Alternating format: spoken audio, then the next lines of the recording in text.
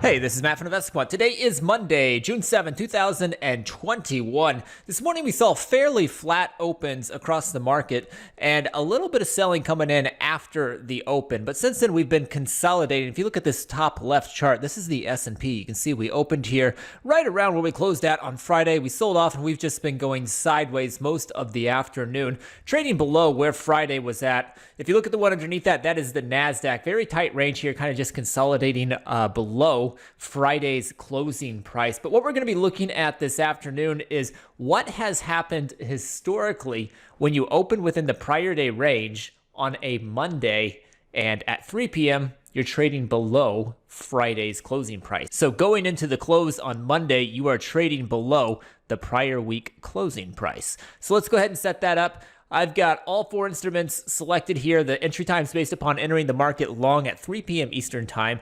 It'll exit at the close of regular trading hours, which is 4:15 p.m. Eastern Time.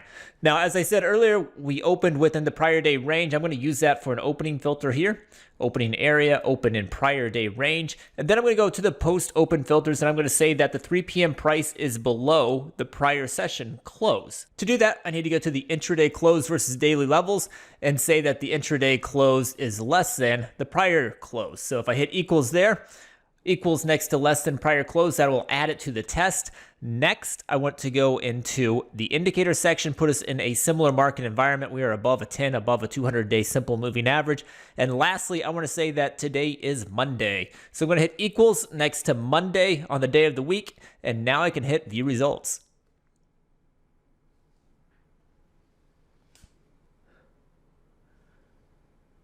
And here we go. These are the results based upon entering the market long at 3 p.m. Eastern Time, exiting at the close, which is 4:15 p.m. Eastern Time, when you open within the prior session range, and at 3 o'clock, you are trading below the prior session close. This is taking place above a 10 and above a 200-day simple moving average, and the day of the week is Monday. So historically, we've got 147 samples in the S&P dating back to 2003. We've got 125 for the NASDAQ, 139 for the Dow, and 136 for the Russell.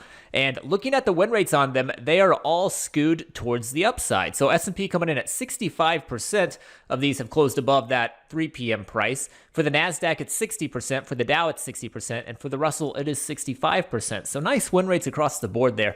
If we look at the average win and average loss, fairly similar in size for the S&P. The loss is just a touch bigger there.